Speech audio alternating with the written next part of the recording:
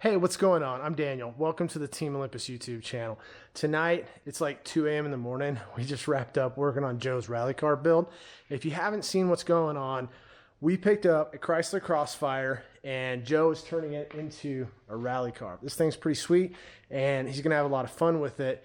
And make sure you go back and check out some of the other videos to kind of see where we've come from with this build. So bear with us as the video is a little bit all over the place, but a lot of good content. So let's get to the video.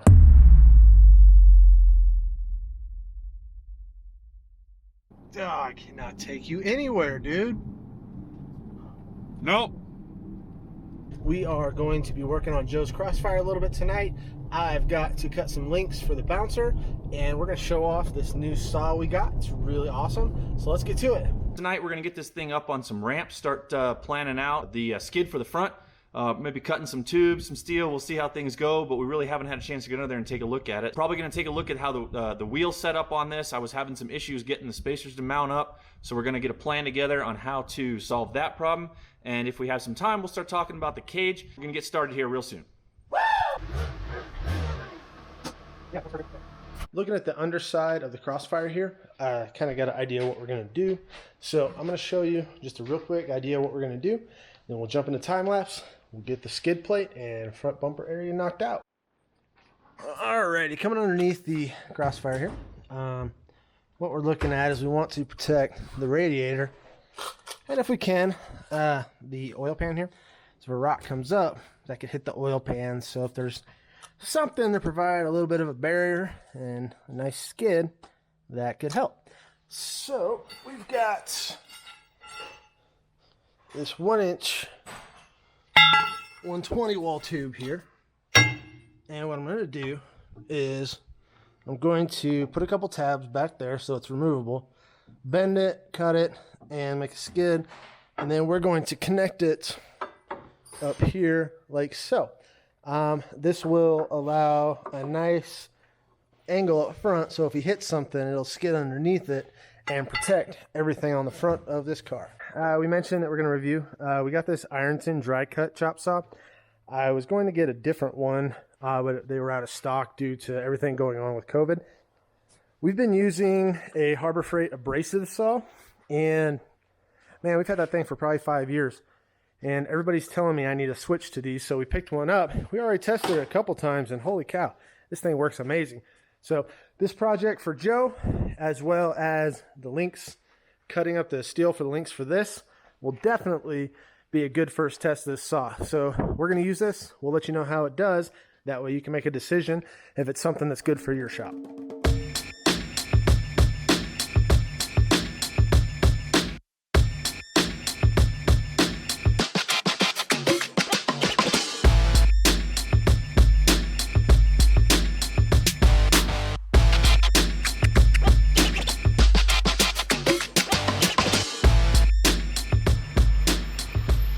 Daniel's working on the skid. You can hear him in the background over there. I am going to try to start figuring out these wheel spacers. So on my initial attempt at these, one of the problems that I ran into is that on this one here, these are a 14 by 1.5 and these are a 12 by 1.5. So these wouldn't fit through the other wheels that I got. So I picked up stud here, and I'm not even sure if these are going to be long enough. So I've got to figure out, one, if these will be long enough in here. And then once I get that on there, the second thing I need to figure out is if those wheels are going to clear this rotor, because I haven't got that far yet. So that's a couple little problems that I've been working with on this one. So if these do work, what I'm going to have to do is on these spacers, I have to swap out these studs here. Apparently, this is a 30 millimeters. It's about 3/4 of an inch thickness. Apparently these are really hard to find in the bolt-on style. I can find them where you get the longer bolts and they go straight through, but since this is a car that I'm gonna be running on the track and putting probably a lot more stress on these wheels than what a normal street car would, I didn't want to get the ones that just kind of sit behind the wheel. I wanted to get something that actually bolts onto the hub, essentially extending out the hub. So I'm going to get that set up and see how it goes. All right, while Joe's playing up there with the wheels, I've been back here. Cut 2 pieces of tube. These will be the main supports on the bottom. And again, we're keeping it budget. So for easy removal, I just went ahead and drilled a hole through the tube. And then we have these tabs here. We got a bunch of these little tabs, and it fits perfect. So this will sit up against the, I don't know what that's called, but there's a support this is going to weld to. So then this can be removable, and it's got a good pivot on there. So should make it pretty easy. Next thing I got to do, add a little bend in this, and then we'll go tack these tabs in place and start mocking up. This is just enough to help it go around the sway bar. We might add a little more bend here because it comes down, but I think I'm gonna play with this a little bit as far as fitment. So I'm gonna play with a couple things, and then I'll show you how it turns out. Time and time again, I'm reminded why manufacturers did what they did and not what I'm doing. So here's where we're at with the rear wheel anyway. You go back to doing what you're doing. I'm talking to them. Oh, sorry. Okay, so nothing that I planned really worked. So for starters, the studs that I bought, the knurl, which is the part back here, how it pinches into the wheel, or I'm sorry, into the spacer or a hub, whatever it is you're working on. On the 12 millimeter ones, they were just too small, and this is off of a Ford or something. It's actually too big, so we had to go back to the 14s. But that's okay, because what we did on these wheels is we actually just drilled them out a little bit here, and I was able to get those other studs to fit. So that solves one problem. The next problem that I have to solve is here. You can see it is seated on the wheel, but the studs that came with the spacer, too short. So one way or another, I was going to have to buy new studs. Anyway, but the good news is the little short bolts that I got to mount the spacers onto the wheels, these little guys right here, are actually perfect. So I'm going to get online and see if I can order 18 more of these. The good news out of all of this is this clears.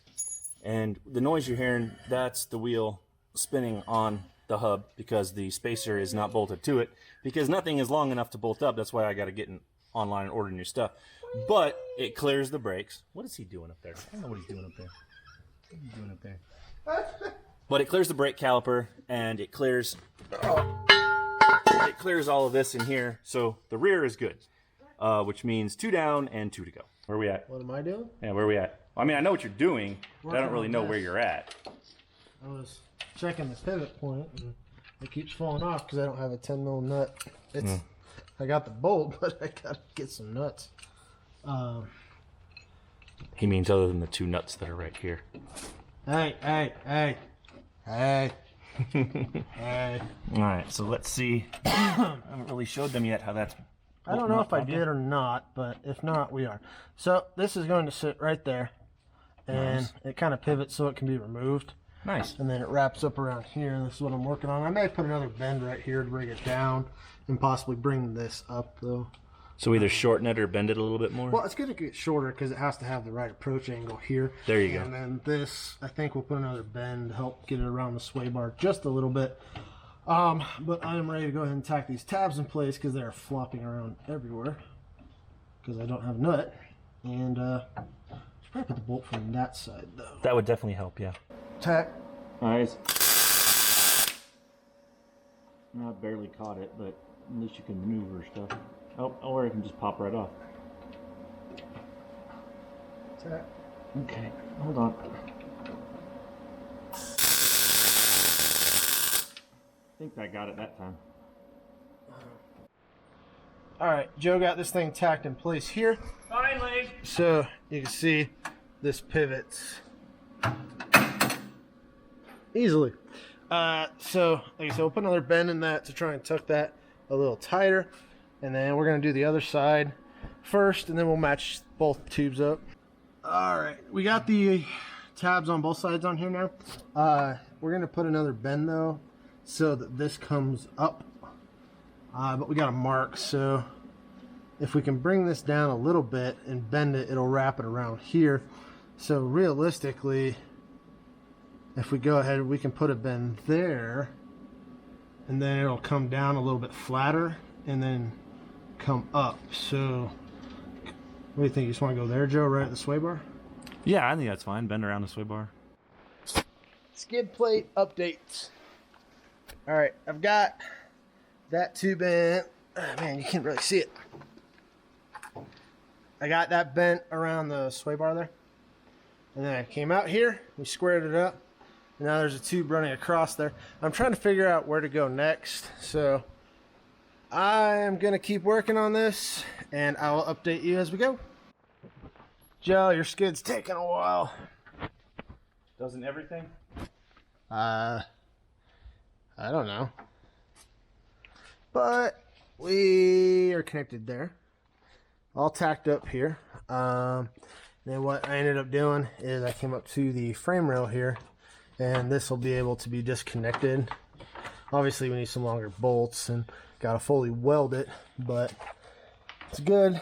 Definitely a good base to this whole thing, and it's all removable per Joe's request. He wanted to be able to pull stuff. No, we need to add a bar from right here over to there, because then we'll have a plate that protects the oil pan here, sway bar, whole bottom radiator, and then we'll end up coming from here, there it is, up to a bumper bar here. So I gotta figure out what we're doing next. Joe, do you want me to move on to this bumper bar here, or? If the lower part's ready and you want to keep going, let's keep going. Okie dokie. While Daniel continues to work on the skid, I got another little project that I'm going to give it a shot here. So we talked a couple videos back about putting some hood vents on here. Really, the purpose of this is just to help heat escape. These are just some, so I think I paid like 20 bucks for these little guys here. They're a basic plastic, going to be held on with 3M tape. But what I need to do is cut out the hood. So I've already got a line drawn on here, leaving about a ½ an inch around the edge for that to sit in. And after I cut this out, be some 3M tape right along here. Stick it to the hood there. If for some reason the 3M tape doesn't hold, rivets should look pretty nice. I'm gonna get a cutoff blade. Loud noise, here we go.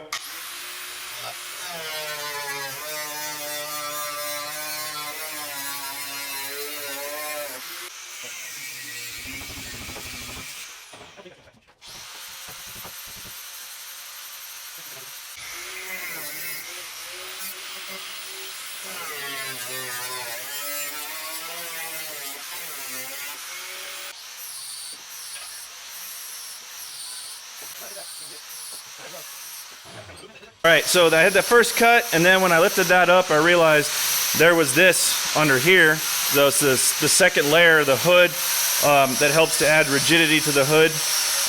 But after, and I got to do a little cleanup, obviously there and over here, but it now fits.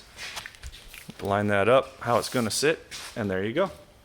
Oh, you actually did it. Yep. That's really hot. That is hot. You just touched me with it. How does that stay in there? It'll be 3M tape. Oh, and if that doesn't work, we'll rivet it in. Okay. But make sure you sand this. oh, of course. This has to be cleaned up a little bit. Cool. But there you go. It's good, dude. Boom. All right. There's the driver's side. There's the passenger side from underneath. And did that scare you? I'm yes. sorry. By the way, I'm closing the hood. Wow, that was pretty amazing. And there we go. Look at that. You want to see it? You should stand up and see it. It's kind of cool. It's actually really cool. We did good. We did good. And back to work. The woes of Joe.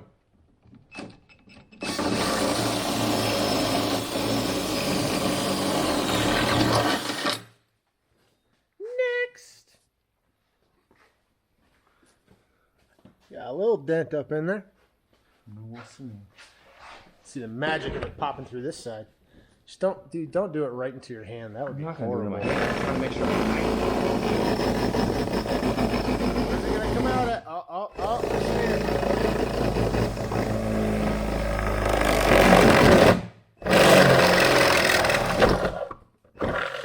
That was terrifying from this side. All right, let's see how that matches up. Why are you drilling holes in your hood?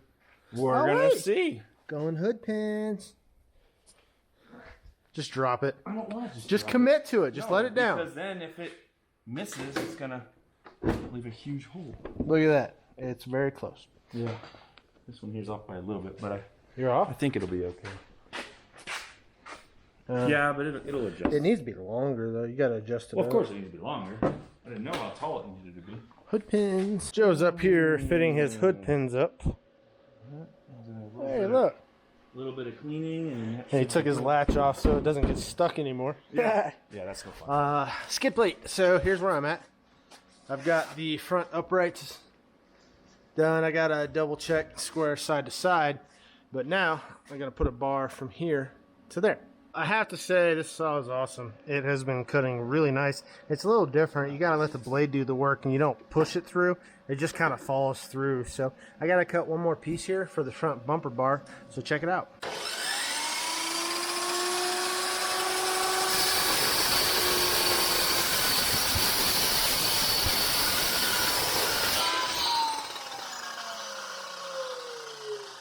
It's cold too. Because it's not abrasive, it's not hot. This saw is pretty cool. Yeah, and you can tack that. Okay. It's got hands on eyes.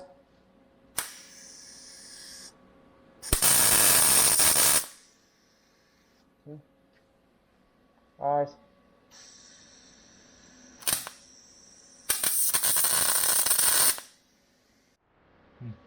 First ever 2-bumper Crossfire. Probably not. I'm sure there's one out there, but Maybe. structure's coming together. Some light up in there. Kind of see that. Gotta weld it out now. Then up here it follows. Has all this room now to make tabs for the lights, so you can have lights all on the front of here. Or we could just have it come up to right here and then have 4 gigantic big pods, something like that. Not like you're ever gonna race at night. I know. This thing has come a long ways. Looking crazy. I told you once you start putting all this other stuff on here, it'll detract from the golf ball look. Oh man. I don't know what to call this thing. Did you ever come up with a name? Crossfire? I don't know. I asked Joe if he wanted to come all the way out here, and he said no, he didn't want that. There was really no reason. It's not like he's rock crawling this thing where he's going to hit trees. Why are you taking a tire off, Joe? Well, we're going to check the spacer for the front now.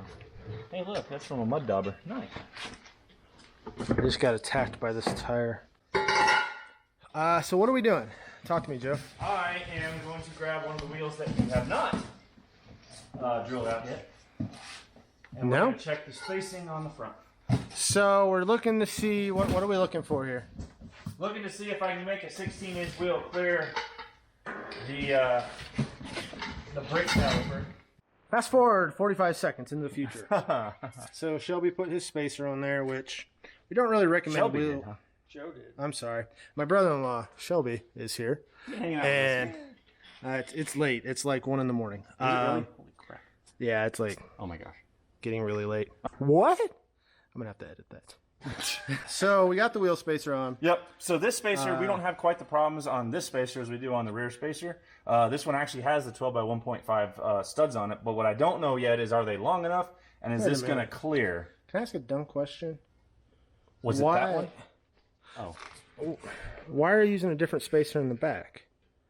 The offset's different on the back. So remember on the original car, on the original setup, this has an 18-inch wheel on the front and a 19-inch wheel on the rear. Yeah, but why can't you just use that spacer on the back? Well, it doesn't matter. Because of the way it sits, the offsets are completely different. The back space is completely different front to rear. Would that kick that out too far? It'll kick it out way too far. Oh, okay. It'll be like mud truck with the tires out past the fender with an 1.5-inch spacer. I was confused. Yeah. But it doesn't matter because I drilled your wheels, so. Yeah, we could probably have gone to about 1 inch on the rear, but it's already right at the edge of the fender. So anyway. So the big question is, how does this line up? clear? So, I can't see in there. no, you probably can't. Does it clear the brake caliper? So, all right. So good news, that is on. Let me. It's on? Well, it's on there. Which before I've had the spacer, I couldn't even push this thing on. Oh. Okay, so cinch down, and obviously, oh, it is wanting to rub. Can I ask a dumb question? Again? Again? They're just questions, okay? Oh, Can I okay. ask a question? Ask a question. Why is it only rubbing on part of it? That's a good question. See, it's not dumb. Yeah, but it's getting stuck. And that is definitely hitting the caliper. I can see right there. So the question is, Don't move it. how much do I have to take off the caliper? The weird thing is it's hitting this lip right here. Is it? I wonder. Oh, it is hitting that. I want to crawl in here and see. Oof. Oh yeah, it is hitting that lip. It's. Let me see the flashlight. Ah, it's bright. So the thing is, But I really can't come out much farther. it barely is touching right here. It's not out. Do you think we can grind on it a little bit? It's almost like it's this lip. Go ahead and pull the wheel off and let's look. You can kind of see here where it's grinding right there and just a hair there. So we're just going to take a flap disc and take maybe a 1/16 of an inch off. And that should probably be adequate for what we need. But we'll do some grinding and find out.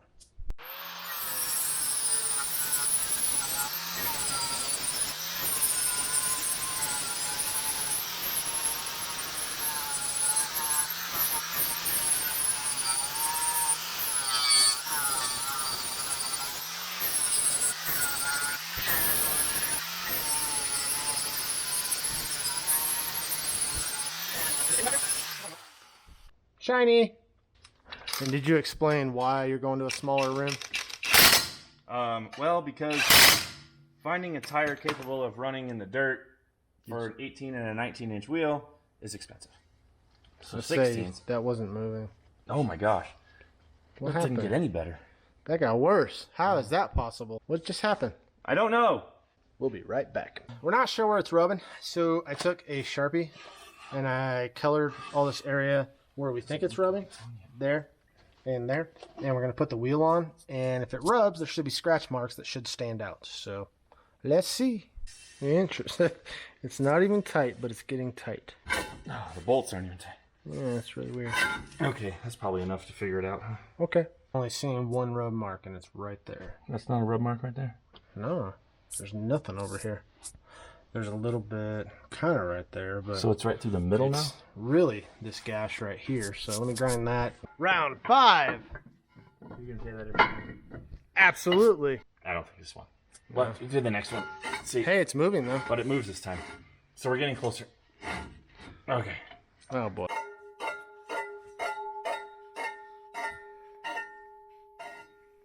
All right. Let's see. Almost there. Is the one? I don't know.